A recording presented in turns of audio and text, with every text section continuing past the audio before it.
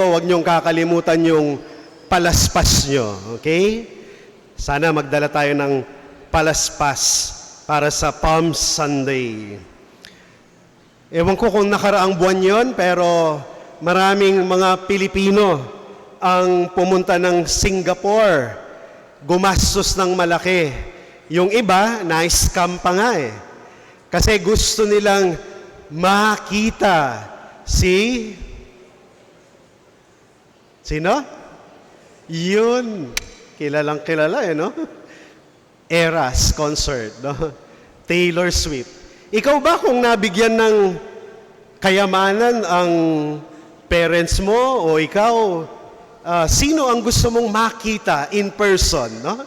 Sino yung talagang gagastusan mo para lang makita mo siya, no? Marinig mo siya, no? Ako siguro, kung ako ang mabibigyan ng pagkakataon, ang mga gusto kong makita, sa totoo lang, hindi naman mga singer, artista, kundi mga, maniwala kayo't hindi, sumo wrestler. Yan, no? Gusto kong makapanood ng live sumo. Yan, no? Kasi manghang-mangha ako sa, ang lalaki nila eh, no? Tapos nagbabanggaan sila, no? Bang, no? Gusto ko makapanood ng totoong ganon, no? In fact, gusto ko ring sumali eh. Kaya lang kulang pa yung taba ko, no? Kaya kailangan ko pa magpataba ng mas malaki dito. But anyway, marami sa atin talaga gustong makakita ng iniidolo natin. Gustong makita yung siguro kung hindi man kumikiliti sa ating pagkatao ay yung parang nagbibigay sa atin ng inspirasyon, motibasyon, at saya, no? Pero pag tinanong ko kayo ba, gusto nyo bang makita si Jesus? Sige, tanungin mo yung katabi mo, gusto mo bang makita si Jesus ngayon? Marahil pag tinanong ka, gusto mong makita si Jesus ngayon? Natural lang sasagot mo, hindi. Gusto mong makita si Jesus? Yan ang narinig natin sa Ebanghelyo eh. Yung mga Griego. Pero these Greeks, they are actually Jews. No? Mga Hudyo na in the diaspora. Ibig sabihin nun, yung mga Hudyo na napadpad na sa mga malalayong lugar. And then suddenly narinig nila, itong magaling na preacher, itong nagpapagaling, bumubuhay ng patay na si Jesus. Kaya kahit na malayong-malayo na sila, narinig nila, merong magaling na tagapagturo. Kaya lumapit sila kina Felipe at nag-request sila, Sir, we want to see Jesus. Gusto naming makita si Jesus. At ito namang sina Felipe at si Santiago at si Andres, silang dalawa ay lumapit kay Jesus at ipinaalam ang kahilingan ng mga iyon. No? But instead of Jesus saying na, okay, sige, hali kayo, palapitin ninyo sila. No? Weird ang sagot ni Jesus eh. Kakaiba. Hindi yes or no, please come and see me. No? Ang sagot niya ay, dumating na ang oras upang parangalan ang anak ng tao. Tandaan ninyo, malibang mahulog sa lupa ang butil ng trigo at mamatay, mananatili itong nag-iisa. Ngunit kung mamamatay, ito'y mamumunga ng marami. Ano ang ibig sabihin ni John o ni San Juan na nagsulat ng gospel na ito? Bakit nung tinanong nung mga Greek-speaking Jews that they want to see Jesus, the answer is not only yes or no. Because in the mind of John, sa isip ni John, yung the verb, kanino ko pa iniisip sa Pilipino yung verb Tanong nyo na lang sa mga Filipino expert natin o teacher, kasi lumipad sa isip ko, yung verb kay John is not only to see the physical Jesus, no? Hindi lang upang makita yung Jesus kung gaano siya katangkad, gaano kahaba ang buhok niya, gaano katangos ang ilong niya, gaano kaganda ang boses niya pag nangangaral siya, no? So, sa mind ni John, sa isip ni John, hindi lang makita si Jesus kung ano ang itsura ni Jesus. But the verb to see in the perspective of John is more than just appearance, no? It is going beyond the appearance. Kaya nga yung sagot ni Jesus ay hindi tungkol sa ine-expect na sagot eh. Kasi pag sinabi ni John na to see, no? Makita, ibig niyang sabihin ay the person wants to see the other. Gustong makita yung tao, not only in his physical appearance, but what is deep inside him. What motivates him? What inspires him? What is inside of him? No? Kung ano yung nasa kailaliman. Because the person wants to enter the depths of the other. Kasi gustong makita yung kaibuturan, no? Kaya nga pag minsan, no, nakakalungkot, kapag meron mga taong naghahanap sa atin, gusto po kayong makita. Pero alam natin kapag yung taong gusto tayong makita, may kailangan lang, no? Pag minsan yun ang isang malungkot sa kwento ng buhay eh. Gusto ka nilang makita kasi may kailangan lang. May hihingin lang. May kukuning pabor lang. Pero ang mas malalim na itinuturo ni St. John sa atin sa gospel ngayon is to discover the soul of the other person. What is deep inside your heart? Sana kapag tayo ay naghahanapan sa isa't isa, tinatanong natin, hinahanap natin, kasi gusto rin nating maintindihan, maunawaan, masuri ng mas malalim yung tao. Hindi lang yung sinasabi niya, kinakanta niya, o ginagawa niya, o pwede niyang ibigay.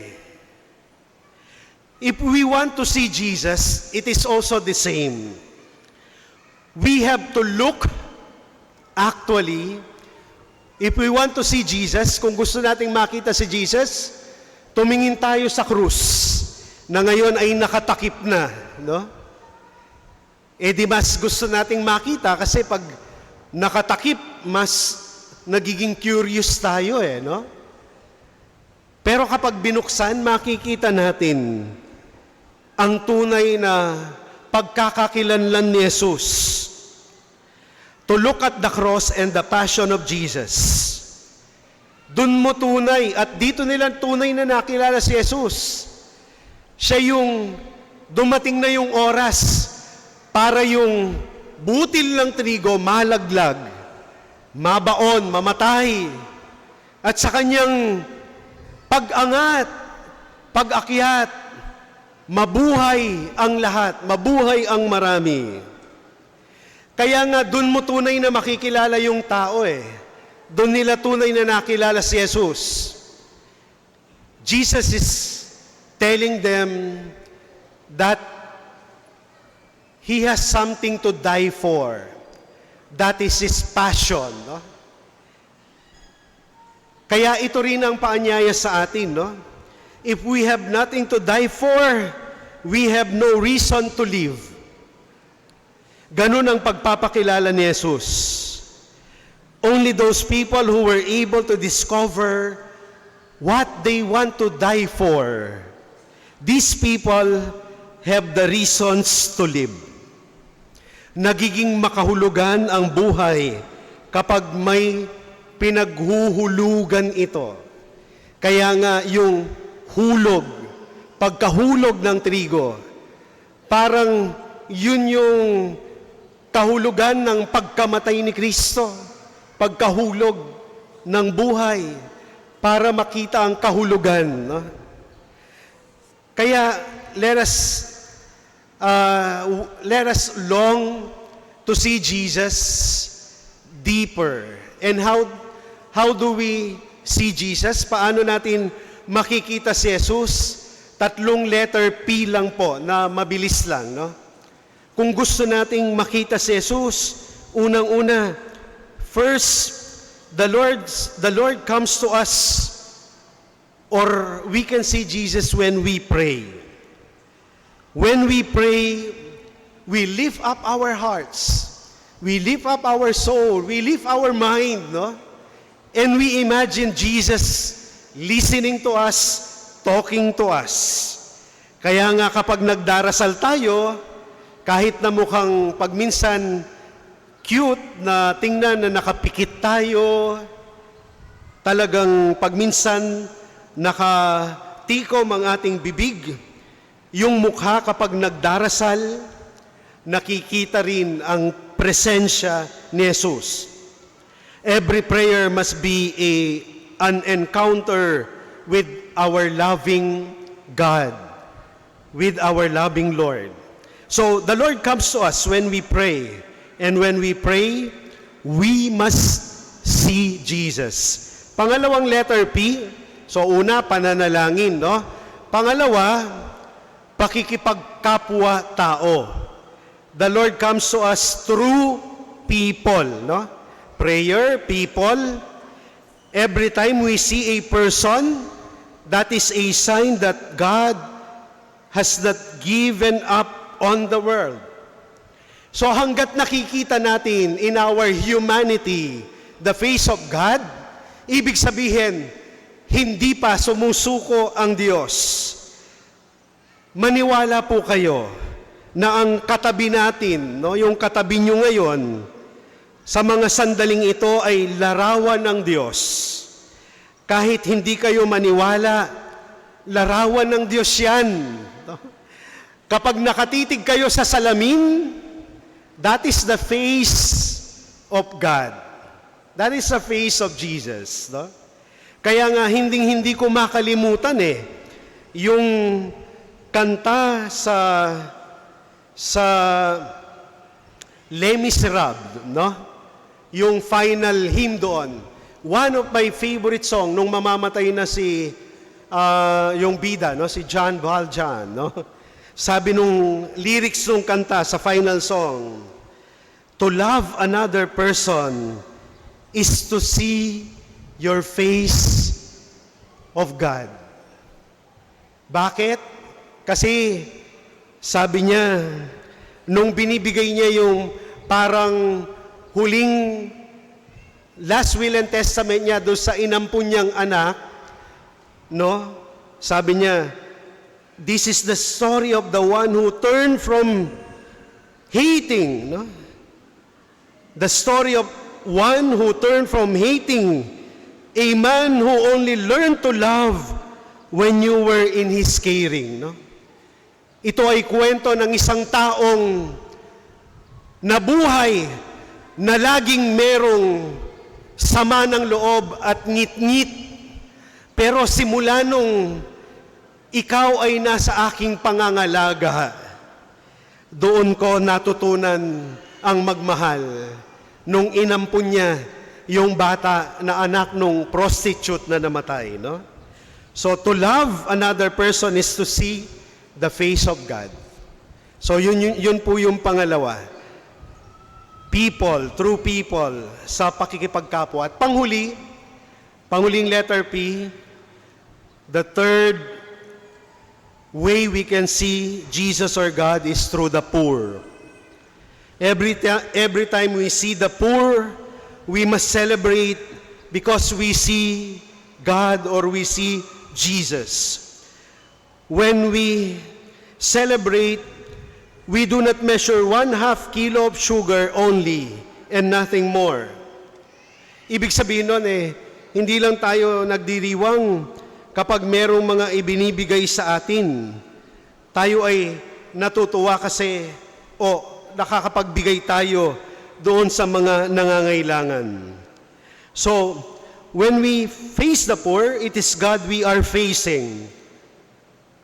Kaya nakakatuwa kapag merong mga nagbe-birthday o nagse-celebrate, na sineselebrate nila yung birthday nila sa mga lugar na alam mong hindi nila maibabalik ang iyong pagbibigay sa kanila. We shall be together in this celebration with Jesus in prayer, with people, and among the poor. And with this, we see the Lord. We see Jesus. Amen. Magsitayo po ang lahat, ipahayag natin ang ating pananampalataya. Sumasampalataya